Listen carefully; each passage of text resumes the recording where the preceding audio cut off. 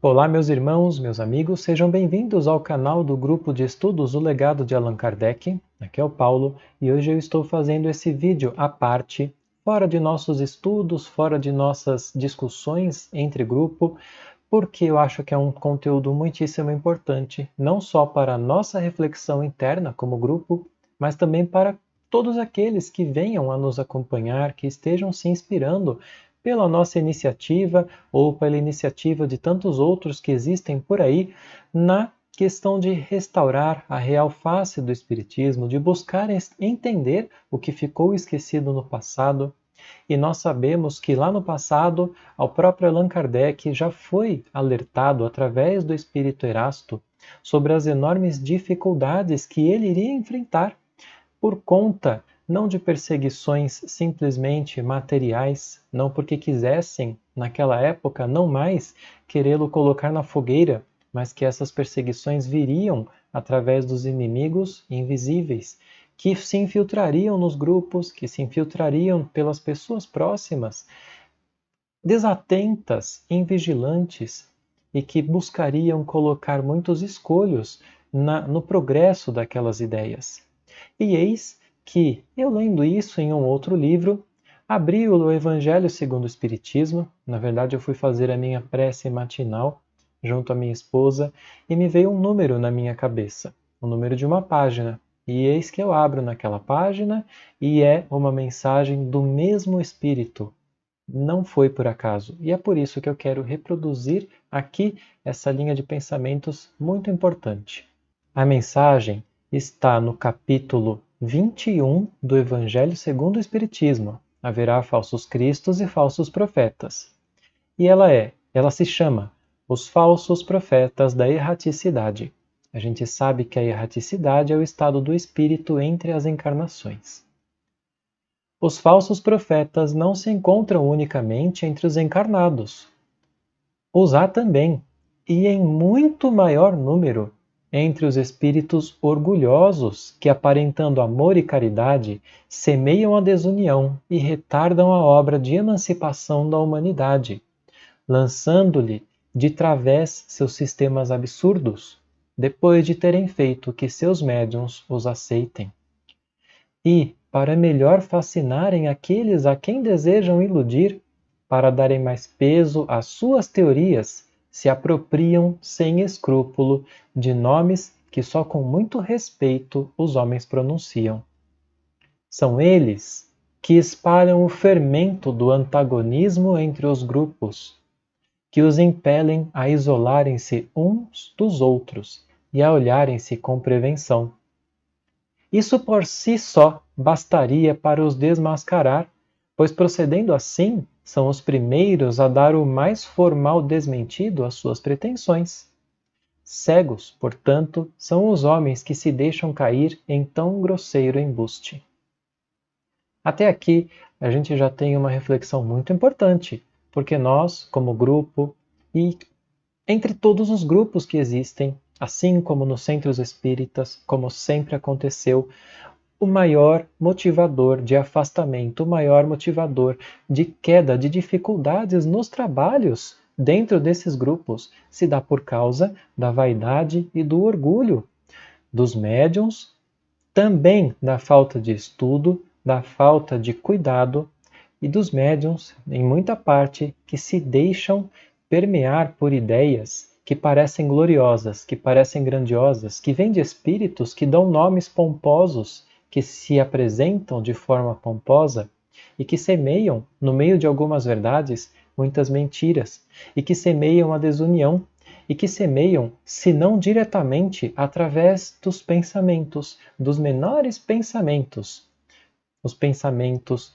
de inveja, de ciúme, de antagonismo entre as pessoas do grupo, de julgamentos uns dos outros, de um se achar melhor do que os outros. E nós, todos nós, inclusive eu, precisamos estar muito atentos. E nós, todos nós, inclusive eu, precisamos estar muito atentos o tempo todo para qualquer tipo de pensamento desse tipo. É impossível acreditarmos que em um grupo haverá concordância unilateral de todas as ideias. As pessoas são diferentes e estão em estados diferentes e entendem as coisas de formas diferentes. E é nisso que está o progresso. É nisso que está o grande poder da discussão, do debate de ideias. Sigamos. Mas há muitos outros meios de serem reconhecidos esses espíritos. Espíritos da categoria em que eles se dizem achar-se têm de ser não só muito bons, como também eminentemente racionais. E é aí que eles falham, porque apesar de muitas vezes terem uma linguagem bonita, pomposa, carinhosa, aparentemente bondosa, falha-se em muitos pontos na questão da racionalidade. Por isso Kardec sempre nos incitou a analisarmos tudo sob a luz da razão e da lógica. E se alguma coisa falhar naquele pensamento que aquele espírito transmitiu, deixemos de lado, porque há uma grande chance de ser um espírito pseudo-sábio ou um espírito que está de verdade querendo causar engano. O espírito Erasto segue. Repila, sem condescendência, sem demora, sem ficar esperando, sem ter medo. Todos esses espíritos que se apresentam como conselheiros exclusivos, pregando a separação e o insulamento. São quase sempre espíritos vaidosos e medíocres que procuram impor-se aos homens, fracos e crédulos, prodigalizando-lhes exagerados louvores, a fim de os fascinar e de tê-los dominados. São os espíritos que se aproximam dos médiuns e dizem a eles, por exemplo, que eles são muito grandiosos, que eles têm uma missão gigantesca sobre a face da Terra, que eles vão mudar o rumo da humanidade e muitas outras coisas. É através desse tipo de mensagem que o médium é atingido no seu ponto de vaidade. E é por conta disso que o próprio Chico Xavier, que não era um espírito perfeito ainda, que teve as suas dificuldades, o tempo todo falava: eu não sou nada, eu não sou nem o verme, eu não sou nem a grama, porque a grama vem um animal, come e outra nasce no lugar. Vejam como ele sempre buscava comedir muito, abafar muito dentro de si, através do hábito, qualquer inclinação à vaidade, porque ela é terrível. São geralmente espíritos sequiosos de poder e que, déspotas públicos ou no lar, quando vivos, ainda querem vítimas para tiranizar depois de terem morrido. Em geral, desconfiai das comunicações que trazem um caráter de misticismo e de singularidade, ou que prescrevem cerimônias e atos extravagantes. Nós vemos muito disso por aí. Nós temos inclusive livros de supostos autores espirituais incluídos nas bibliotecas espíritas como se fossem parte da doutrina e que atendem a todos esses caracteres de misticismo, de singularidade. Ou seja, a singularidade que é uma coisa só. Você é especial, você é o único, ou eu sou um espírito especial que estou te transmitindo a verdade para que você mostre a verdade ao mundo. Isso foge totalmente da missão do espiritismo sobre a Terra e foge totalmente da metodologia necessária. Por quê? Vejamos a seguir o que esse espírito nos diz. E lembremos, a gente está aqui tomando ele como um exemplo de algo que é dito por todas as partes, porque esse pensamento foi dito sempre por todas as partes. Estais certos, igualmente, de que quando uma verdade tem de ser revelada aos homens, ela é, por assim dizer, comunicada instantaneamente a todos os grupos sérios que dispõem de médiuns também sérios, e não a tais ou quais com exclusão dos outros. Para trazer uma nova verdade, um novo ensinamento, eles não escolhem grupos isolados, médiuns isolados, eles os comunicam por todas as partes. A comunicação de novos ensinamentos por parte dos espíritos é uma deliberação tomada pelos espíritos superiores que comandam à humanidade, por assim dizer. Não é de nossa vontade que nós aprendemos novas coisas, é por vontade deles. São eles que passam a nos transmitir novas coisas. É claro, nós podemos aprofundar, nós podemos de forma séria questionar, buscar novos conhecimentos, mas se não for momento de aprendermos, eles não serão ensinados. Nenhum médium é perfeito se está obsidiado. E há manifesta obsessão quando o médium só é apto a receber comunicações de determinado espírito, por mais alto que este procure colocar-se.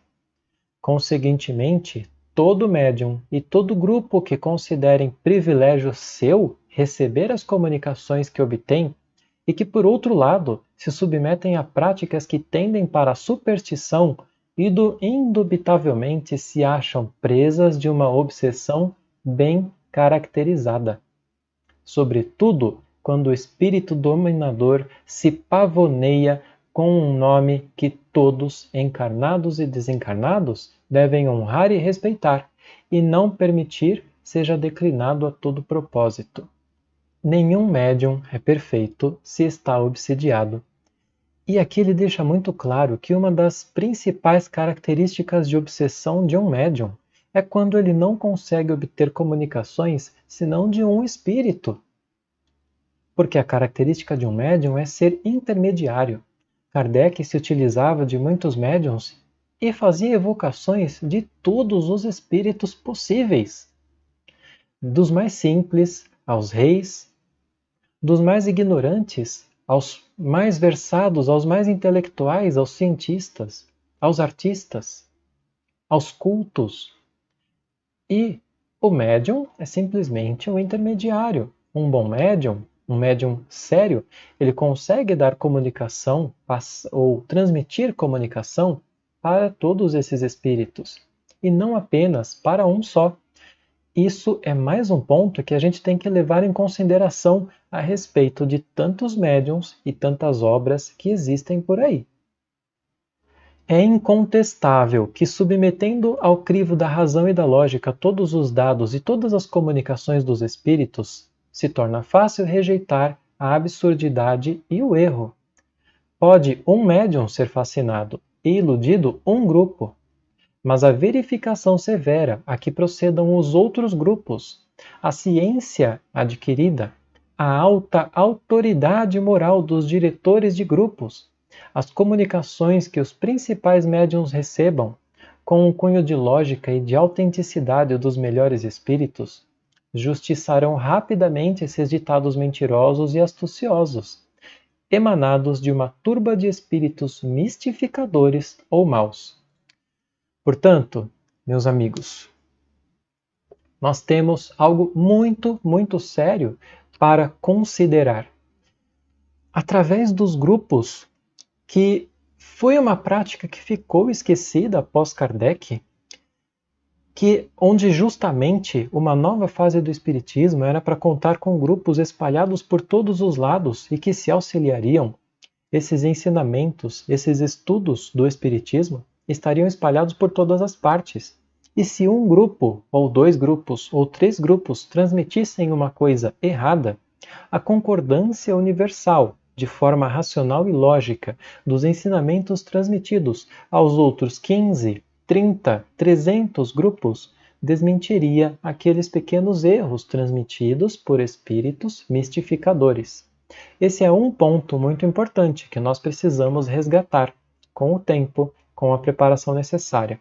Só que nós não vamos chegar nesse ponto. Eu repito, nós não vamos chegar nesse ponto sem duas coisas primordiais: sem estudo, sem o entendimento de Kardec, do pensamento de Kardec, da metodologia de Kardec, e, sobretudo, sem uma palavra que muitos acabam deixando de lado: a reforma íntima, um termo, a reforma íntima.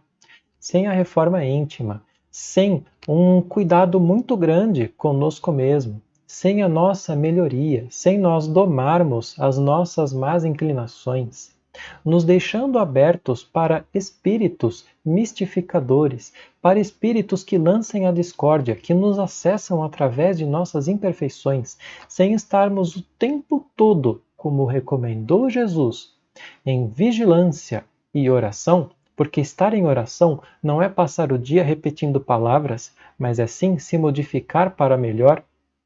Sem nós fazermos tudo isso, os grupos, uma vez mais, se desmancharão. E por mais que um grupo possa ser muito produtivo, estar muito à frente e trazer muitos ótimos resultados, como talvez trouxe Kardec, se isso for em apenas um grupo e se as pessoas não se melhorarem, não se vigiarem, mais uma vez, essa verdade, esse conhecimento, essa metodologia vai ser esquecida no passado. Hoje nós contamos com uma base de conhecimentos muito maior que Kardec não tinha na época, porque foi ele quem cuidou de organizar a tudo com um estudo muito extensivo. Nós temos acesso a isso, façamos bom uso. Façamos bom uso, sejamos coesos, deixemos de julgar os outros, façamos cada um o nosso trabalho, sem vaidade, sem orgulho, sem egoísmo. Fica aqui essa reflexão. Um grande abraço a todos.